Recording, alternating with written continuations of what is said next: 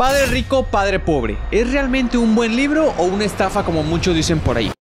Al final de este video conocerás el 95% de todo lo que este libro tiene para ofrecer, las lecciones más importantes y te daré mi opinión honesta al respecto sobre cada una de ellas. Padre rico, padre pobre narra la historia de dos padres. Uno tiene una pared llena de títulos y diplomas. El otro es un desertor de la escuela. Uno, después de la muerte, no dejará casi nada más que deudas. El otro morirá como uno de los hombres más ricos de Hawái y pasará su imperio a sus hijos. El padre rico guía a dos niños en un viaje para utilizar mejor sus mentes y su tiempo limitado para crear riqueza a través de inversiones y negocios. Esta historia muestra la diferencia entre pensar no puedo permitírmelo y cómo puedo permitírmelo. Su padre pobre solía decir cosas como nunca seré rico y sus profecías se hicieron realidad. Su padre rico, sin embargo, incluso después de quebrar y tener 0 pesos, decía soy un hombre rico. Hay una diferencia entre ser pobre y estar quebrado. Aquí hay un punto importante. No se trata de atraer las cosas o algo por el estilo, pero cuando tú dices no puedo permitírmelo, automáticamente bloqueas el crecimiento, pones una barrera. Pero cuando te preguntas ¿cómo puedo permitírmelo?, ya te pones a pensar en una solución, lo que te abre una nueva oportunidad. Pero bueno, vayamos a la primera lección. Los ricos no trabajan por dinero. Lo que claro nos lleva a la siguiente conclusión. Los pobres y la clase media trabajan por dinero. Los ricos hacen que el dinero trabaje para ellos. Cuando este señorcito, el autor del libro, Robert Kiyosaki, tenía 9 años, su mejor amigo Mike y él le preguntaron al padre rico, el papá de Mike, cómo ganar dinero. Poco tiempo después, los dos trabajaban en las empresas del padre rico. El único problema que Robert tenía era su salario, 10 centavos a la semana. Pensaba seriamente en renunciar cada semana que pasaba. Fue en este momento cuando el padre rico les dio su primera lección sobre el dinero. La vida nos empuja a todos. Algunas personas se rinden y otras luchan. La mayoría de las personas dejan sus trabajos porque no están recibiendo suficiente dinero, pero los ricos lo ven como una oportunidad para aprender una de las trampas más grandes de la vida. Trabajan muy duro por poco dinero, aferrándose a la ilusión de seguridad laboral, 3 semanas de vacaciones y una escasa pensión. La vida de las personas está controlada por dos emociones, el miedo y la avaricia. Tu miedo a no tener dinero te motiva a trabajar más. Luego llegan las quincenas y tu deseo y avaricia por nuevos autos, productos, zapatos y ropa empieza. Quieres más cosas, así que trabajas más duro para ese ascenso. Luego el patrón queda establecido y estás atrapado en él sin darte cuenta. Te levantas, vas a trabajar, vuelves a casa y pagas tus cuentas. Tu aumento de ingresos lleva a un aumento de gastos y según el autor a esto se le conoce como la carrera de ratas. Cuando ganan más dinero, su deseo y avaricia entran en acción y empiezan a gastarlo en autos más bonitos, casas más grandes y un largo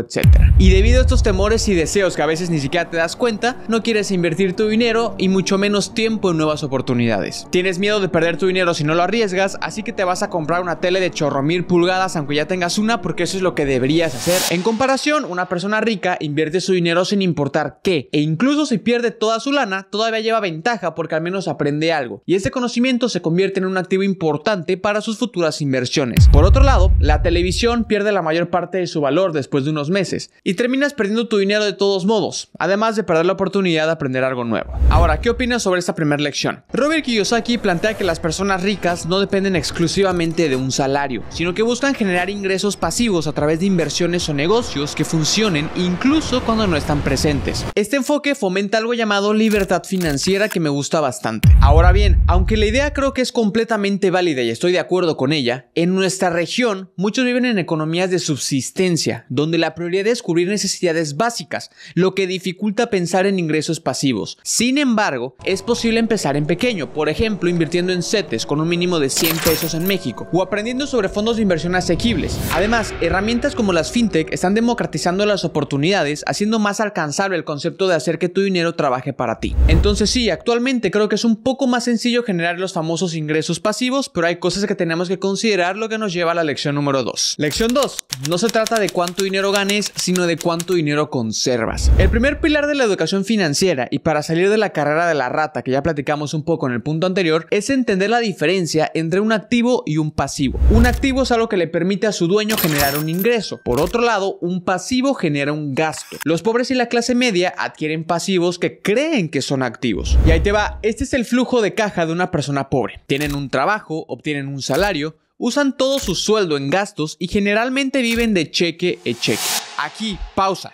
una vez más, no seamos tan injustos específicamente con este grupo, porque muchas veces no tienen de otra. Porque no, el pobre no es pobre porque quiere. Pero bueno, eso lo dejaremos para otro video. Ahora, ese es el flujo de caja de la clase media. Tienen trabajo, obtienen un salario, pero la mayor parte de su dinero está atada en pasivos y gastos. Préstamos para la casa, deudas de autos, deudas de tarjeta de crédito, hipotecas y pagos de impuestos. Entonces generan ingresos. Esos ingresos los destinan a gastos y pasivos, pero estos pasivos eventualmente aumentan sus gastos haciendo un círculo de nunca acabar. Finalmente tenemos el flujo de los ricos. Los ricos siempre están pensando en formas de aumentar su columna de activos. Sus principales fuentes de ingreso provienen de los activos que han adquirido con el tiempo. Esto es clave, con el tiempo, es decir, con lo que van generando de ingresos al inicio, intentan conseguir activos. Esos activos tarde o temprano les generan más ingresos que los mismos los vuelven a reinvertir en ese mismo activo o en nuevos. Ahora no te confundas, no significa que la gente rica no gaste su dinero, por supuesto que lo hacen. Sin embargo, tienen más activos que pasivos y gastos, lo que les da esa libertad financiera. Ahora, para que nos quede bien claro, tu casa casi nunca es un activo. Al enfocarte en una casa, estás construyendo un pasivo en lugar de un activo. Cuando se trata de casas, la mayoría de las personas trabajan toda su vida pagando una casa que podrían nunca llegar a poseer realmente, adquiriendo préstamos de hasta 30 años con los que están completamente atados. Las personas de clase media compran el iPhone y las personas ricas compran acciones de Apple. Y aquí te van algunos ejemplos de activos reales para que quede bien clara la diferencia. Un departamento que genera pagos mensuales de un inquilino y te permite cubrir los pagos del préstamo sobre esa propiedad es un activo. Ahora, este mismo departamento, en lugar de generarte ingresos, es el que habitas, por ejemplo, ya se convierte en un pasivo. Un negocio que no requiere que estés presente es un activo. Para el padre rico, una casa era un activo. Para el padre pobre, una casa era un pasivo. Como te darás cuenta, no es el objeto como tal, sino que el uso que se le da a dicho objeto lo que lo vuelve un activo o un pasivo. ¿Y qué es lo que yo opino al respecto de esta lección número 2? Kiyosaki recalca que no importa si ganas mucho dinero si no sabes administrarlo y conservarlo. Muchas personas aumentan sus ingresos, pero también sus gastos, lo que los mantiene en un ciclo de escasez. Ahora, estoy de acuerdo con esto. A esto también se le conoce como inflación del estilo de vida. Es decir, mientras más ganas, más tiendes a gastar porque me lo merezco, porque para eso trabajo. Que no tiene nada de malo, pero necesitamos establecer ciertos límites para que no caigamos en este juego. Esta es una lección crucial en una región donde el consumo impulsivo y la falta de cultura del ahorro son comunes en países como México o en regiones como Latinoamérica. Sin embargo, aquí el problema no solo radica en los bajos ingresos, sino en el desconocimiento sobre cómo manejar el dinero. Por ejemplo, el hábito de ahorrar el 10% de tus ingresos, aunque parezca pequeño, puede protegerte de emergencias y permitirte invertir. Además, entender cómo la inflación afecta a tu dinero es clave para evitar que el ahorro pierda valor con el tiempo. Pero como ya dijimos también en la parte de la lección, es importante que seamos empáticos y no solo hablar por hablar de nuestras trincheras. Existen muchos contextos sociales completamente diferentes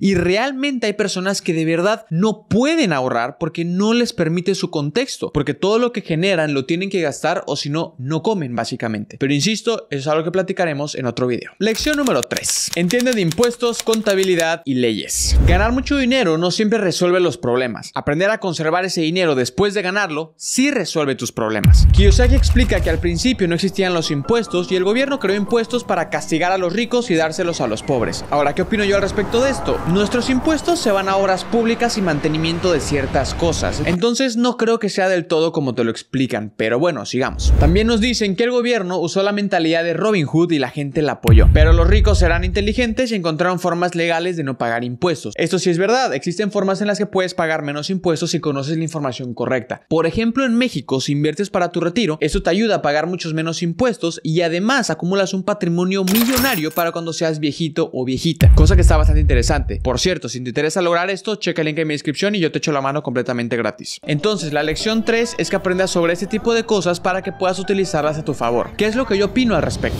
Kiyosaki subraya que entender cómo funcionan los impuestos y las leyes puede ayudarte a optimizar tus ingresos y a evitar pérdidas innecesarias, cosa con la que estoy de acuerdo. Ahora, este punto es especialmente relevante en una región donde la informalidad económica es alta y los sistemas fiscales son complejos. En México, por ejemplo, el poder conocer deducciones fiscales como gastos médicos o colegiaturas puede representar un ahorro significativo al declarar impuestos. Sin embargo, la falta de acceso a asesoramiento fiscal y la percepción de que es algo súper complicado de hacer y solo está exclusivo para ciertas personas llevan a muchas personas a ignorar estas ventajas. Así que invertir tiempo en entender las bases de los impuestos o contratar a un contador puede marcar una gran diferencia en tu economía. Lección 4. Las personas que evitan el fracaso también evitan el éxito. La mayoría de las personas nunca ganan realmente porque tienen miedo de perder o fracasar. fracasar. Si observas la forma en que los humanos están diseñados para aprender, aprendemos cometiendo errores. Lo mismo es cierto para aprender a andar en bicicleta. Lo mismo es cierto para hacerse rico. El fracaso, a final de cuentas, es parte del proceso del éxito. Sé que no es fácil, pero es parte de. Renunciar después de 3 o 4 fracasos es como empezar a ir al gimnasio para ponerse mamados, pero después de unos días dejas de ir porque no ves ningún resultado. Si quieres ponerte en forma, si quieres ponerte mamadísimo, debes ser constante. Debes cambiar tu rutina de ejercicio si no es efectiva, debes probar una dieta diferente, debes probar un entrenador diferente hasta que encuentres el que funcione para ti o hasta que encuentres ese sistema que a ti te funciona. Desafortunadamente, las personas no aplican la misma mentalidad cuando se trata de estar financieramente en forma. Nos rendimos demasiado fácil y rápido y por eso nunca vemos cambios reales. Aquí solo te puedo recomendar que te vuelvas responsable de tus decisiones, aprenda a fracasar y mejora. Deja de hacerte la víctima porque solo te estás perjudicando. Mi opinión al respecto sobre esta lección. Para Kiyosaki, el miedo al fracaso es uno de los principales obstáculos que impiden a las personas tomar riesgos que potencialmente podrían cambiar sus vidas. Y eso es especialmente cierto en países como México, Estados Unidos y en Latinoamérica en general, donde la incertidumbre económica puede hacer que las personas se aferren a la seguridad de un trabajo fijo, aunque esto no les permita crecer. Ojo, no estoy diciendo que tener un empleo está mal, por supuesto que no. Sin embargo, hay personas que no son del todo felices en su trabajo de 8 horas, pero por miedo a fracasar deciden no emprender. Que también te voy a decir una cosa, emprender no es para todos. Lo que yo siempre recomiendo a las personas que quieren emprender en algo y ya tienen un trabajo estable actualmente, es que mantengan ese trabajo estable y hasta el punto en el que el emprendimiento te genere los beneficios suficientes para poder mantener tu estilo de vida actual, pues puedes considerar dejar tu trabajo. Si no, la presión económica va a ser muy complicada. No se trata de dejarlo todo y ponerte a emprender por emprender, porque insisto, no es para nada sencillo. Está muy romantizado, pero es bastante complejo en ocasiones. Lección 5. El poder del apalancamiento inteligente. Y es que aunque la deuda suele tener mala fama porque nos hemos educado para pensar que la deuda es mala como tal, que ojo,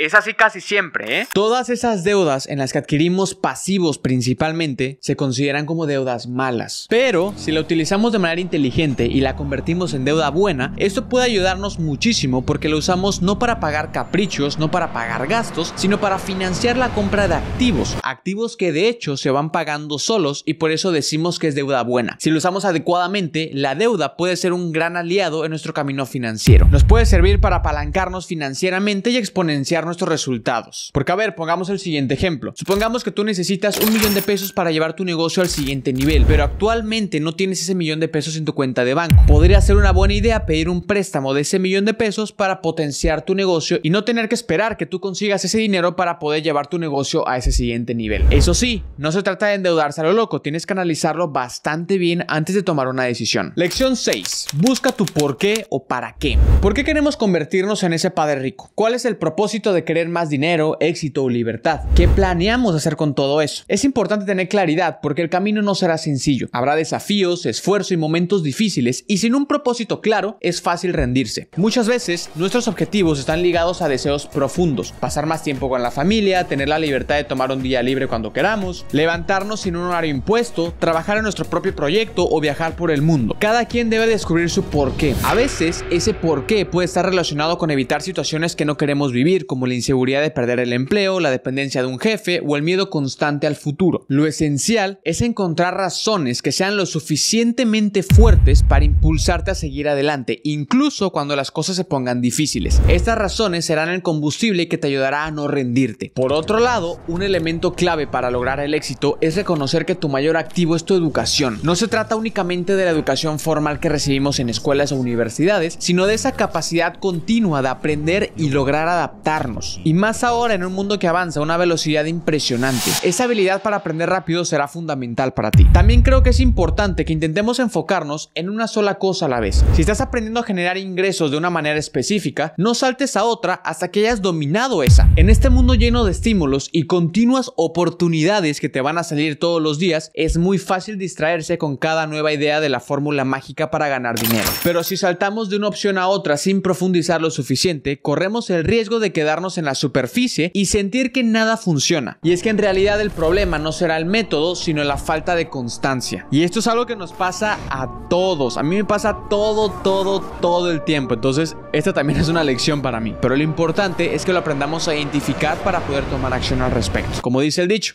el que mucho abarca, poco aprieta. Tenemos que dedicar tiempo y energía a dominar lo que elegimos y solo entonces pasar al siguiente desafío. Ahora, ¿cuál es mi conclusión sobre este libro? Creo que el mensaje general tiene puntos valiosos como la importancia de la educación financiera, la búsqueda de ingresos pasivos y la mentalidad emprendedora. Sin embargo, creo que es fundamental adaptarlo a la realidad de México y diferentes países de América Latina específicamente. Aquí enfrentamos retos únicos como la desigualdad, el bajo acceso a financiamiento, la inestabilidad económica y la falta de educación financiera básica. Esto no significa que las lecciones no funcionen, sino que su aplicación requiere paciencia, estrategia y un entendimiento claro de nuestras condiciones locales, que es una de las razones por las cuales este libro ha recibido hate, porque hay muchas lecciones que no aplican a muchos países y hace sentido. De hecho, una de las lecciones que no platicamos en el video, pero que está en el libro, te dice: trabaja para aprender, no trabajes por dinero. ¿Qué pasa, por ejemplo, con este consejo? Yo creo que en ocasiones aplica, en ocasiones no, y hay que considerar el contexto social de muchas personas para poder decir, ok, yo sí puedo trabajar nada más por aprender un tiempo y que no me paguen, y habrá personas que dirán, ¿sabes qué? No hay manera, o sea, si no me pagan, no como. Un poco lo que platicábamos al inicio, entender cuál es la situación de cada quien y ser empáticos. Pero bueno, en resumen, las ideas de Kiyosaki creo que son un excelente punto de partida, pero para que funcionen en nuestro contexto, debemos complementarlas con un enfoque realista, consciente de nuestras limitaciones y oportunidades. Si me preguntaras si te recomiendo este libro, te lo recomendaría sin ningún tipo de duda. Creo que aquí puedes entender muchas bases de finanzas personales que te van a volar la cabeza y te van a servir demasiado, pero ten muy presente que hay cosas que tal vez no van a aplicar a tu contexto y está muy bien. Toma lo que te sirve y lo demás déjalo ir. No me presenté al inicio porque primero quería asegurarme de que te aportaría valor. Y si llegaste hasta aquí, creo que lo logré. Soy Guayo Castellanos, ya que aprenderás todo lo necesario para llegar a tu libertad financiera y construir la riqueza que tanto estás buscando. Si te gustó el contenido, no olvides darle like para que lleguemos a más personas, suscríbete, clica a la campanita para que no te pierdas nada. Les voy a dejar por aquí otro video de mucho valor y nos vemos en la próxima.